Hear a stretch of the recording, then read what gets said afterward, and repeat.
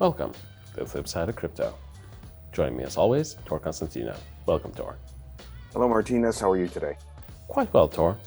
So, for our audience at home, today we have a few exciting stories, starting with the White House. Joe Biden pulled a Joe Biden, did something unexpected in a peculiar way, and Uncle Biden, actually, the White House, supports stricter rules on crypto tax regulation. Tor, what is your opinion on what happened?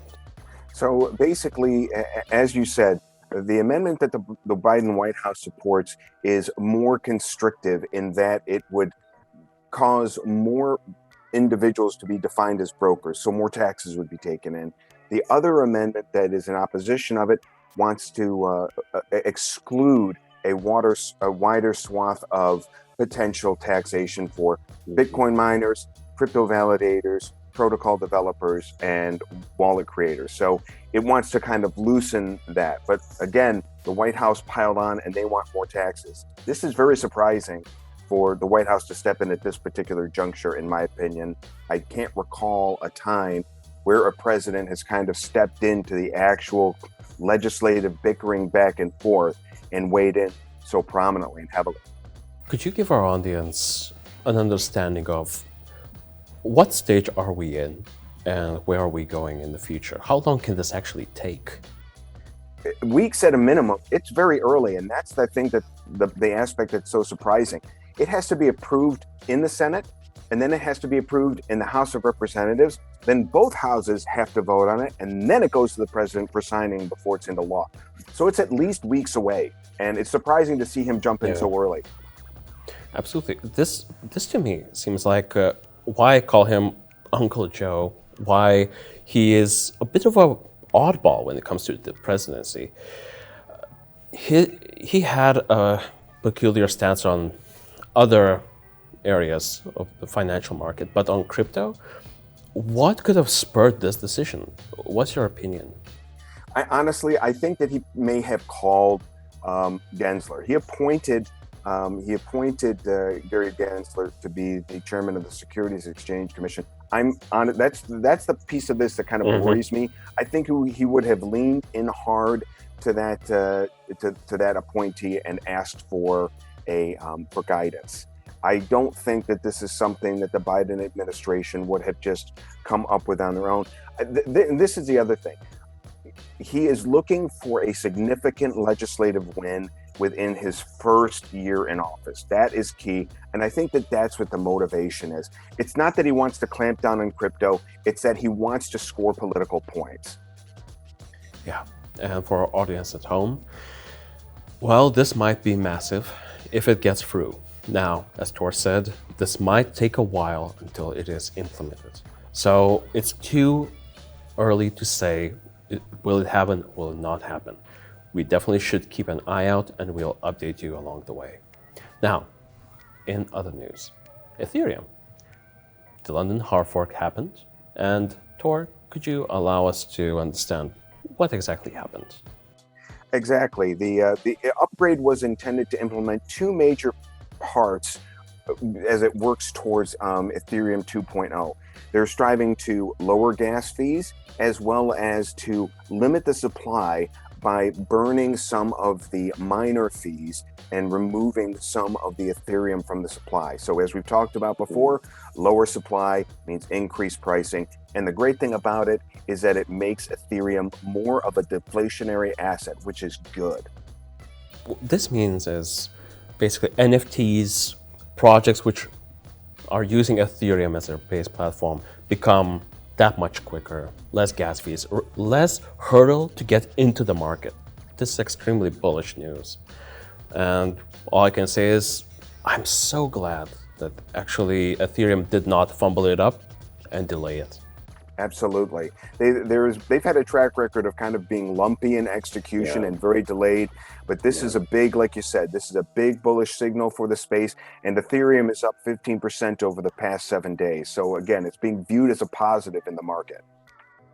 By the way, just out of curiosity, are you in the bandwagon of what the Winklevoss twins said? That basically, like, if Bitcoin is digital gold, then Ethereum is like digital oil because you can utilize it in so many ways. Absolutely. I think that that is a great analogy. And the use cases for Ethereum span almost every aspect of life. I mean, when you're talking about entertainment, purchasing homes, banking, finance, all of those things, Bitcoin is a very strong store of value, but it's a little bit weak as a method of exchange, and it's okay as a unit of accounting, which are the three primary aspects of money. Ethereum does it all and much more. And much more can be said about FTX updates. Binance tokens, yield guild games, League of Legends. Take it away, Tor. What's this all about? Well, I think that you've nailed it. I am FTX is kind of separated from Binance, but they've added its tokens, as you said. The CEO Sam Bankman-Fried commented that the withdrawals are live, deposits are on its way. They've got an agreement with Yield Guild Games as well as League of Legends. All of that is so positive for FTX, and I'm a huge fan of that platform and Sam Bankman-Fried, because if you think about it, he wants to buy Goldman Sachs, and I love that. I love that boldness. I'm rooting for you, Sam, and I want them to be able to. I think it would be so great for the crypto space if he was able to pull that off. And he seems to be doing everything right, and his platform is making really strong decisions and strong alliances right now. So, bully for you. I mean, for our viewers at home who are mostly of a younger age gap, so they might know League of Legends. I mean, it's been a curse on society as it was introduced. Starting from Dota, moving to League of Legends. Only nerds understand what I'm talking about, but that's fine. But although they might not know FTX, they might not know how big this is, could you give us just a scope of what this might mean for the market? Who is the person behind it? Just a few sentences. Absolutely. So again, FTX is a fast-growing exchange. And they were very closely aligned with Binance before. The two have separated, and FTX is going on its own way. The CEO founder, he's a 20-something uber genius as far as the finance space, and he's really taking some bold steps and initiatives. So I think that it's a great move, and I'm really, again, rooting for this particular platform and exchange to really blow into the stratosphere. And could you just elaborate a little bit? So how will League of Legends and Yield Guild Games utilize this new update? Well, so from the Yield Guild Games, from what I understand, I think FTX is sponsoring a team. So I think that there's that it's a league, and these gamers come together and they're jumping in and sponsoring, like you would see a large established consumer goods company sponsoring a sports franchise or sponsoring a stadium. So they're pumping money into the gaming space, and that's positive, growing that. And I think that the 7-year contract to sponsor the League of Legends esports series, that's positive as well. I'm not sure, I don't know the specifics if it's going to be in-game type of advertising that they're going to have, but just kind of promoting and getting FTX out there within that particular space. And that segment of the audience will only elevate its awareness within that younger audience that you mentioned. So, for League of Legends fans out there, good for you. Now, Xiaomi opened their cryptocurrency payments in Portugal, of all places. Why Portugal? Is there any indication, Tor? The only thing that I could see into this story as to why the Chinese electronics giant Xiaomi is launching this particular type of project to accept payment in Portugal is because Portugal tends to have some crypto-friendly legislation in place and regulation. But other than that, this one is just a bit of a head scratcher to me. I'm not exactly sure why this. Let's be honest, it's a state-run company out of China. I mean, any organization that's based in China, the Chinese government has its fingers in its operation. Don't kid yourself. And so I just I don't quite understand why they're willing to embrace and accept these 5 cryptocurrencies at their retail stores. It's a Actually, I might offer some insight into that, as my background is in sociology and behavioral economics. It's actually the Chinese way to do two opposite things at the exact same time historically. So, although you might expect them to do one thing, they might still want to try out, is this going to work? What's the adoption rate? They're going to view the metrics, and they're going to make a cold, calculated decision. This is actually the Chinese MO right from the start. They do not do things.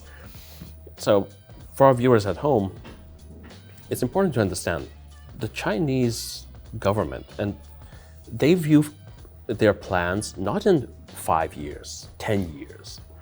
They make plans for 50 to 100 years. And they run things in that mindset. So what that means is they'll try and actually implement things which might make you scratch your head, but years and years later you'll say, oh, that's what they were doing. Because it's just a very long game, and I think we at the West are not able to see all of the moving parts. So it will be interesting to see what's the role of this move going forward. Agreed. Thanks for the economics lesson. I was not aware of that. Yeah, well, that's why we're here. Now, in other news, Geek Watch, even more. Today is quite geeky and gamey. Spiderman, digital figurines, and the first official Marvel NFT. Well, you know, the thing is that, to your point, they've partnered with Vive, and they're charging these different from $40 to $400 for these Spider-Man sculptures that are virtual. They're talking about adding others from the collectible arsenal of Marvel assets to include Wolverine, Iron Man, and Captain America. My only question about this move is, why has it taken Marvel this long to jump into NFTs? It has one of the most iconic libraries of art characters in the world, and I'm glad they're there. They belong in this space. It's made for them. Actually, if we are honest, DC should also throw their hat in, launch NFTs, etc. I haven't seen news that they did, actually. I'll have to do a double check on that. But that Marvel is throwing their hat in, this is big news for the comic book scene. Fans everywhere might utilize this ability. But again, it goes with the Ethereum news. This means that we will be able to actually, see these barriers broken down and more people actually be able to enjoy them. So comic book fans everywhere, good for you. Martynas, and you have to say, I got my geek on. I'm a comic book fan from way back. This is Spider-Man. And then I've got Iron Man, Submariner. You're talking my love language, and as soon as we're done here on the call, I think I'm going to go see if I can grab one of these NFTs. Tor, I promised myself I would not swear on the show, but holy bleep, am I glad to know you as a person. Our whole production staff is filled with geeks, so they'll be thrilled to know that they can message you. For our viewers back at home, please comment down below which is your favorite comic book which you would like to make into an NFT. I mean, this was a geek-packed episode, Tor. Thank you for joining me on this extended episode. And for our viewers at home, sorry not sorry for taking a bit longer. It's Friday.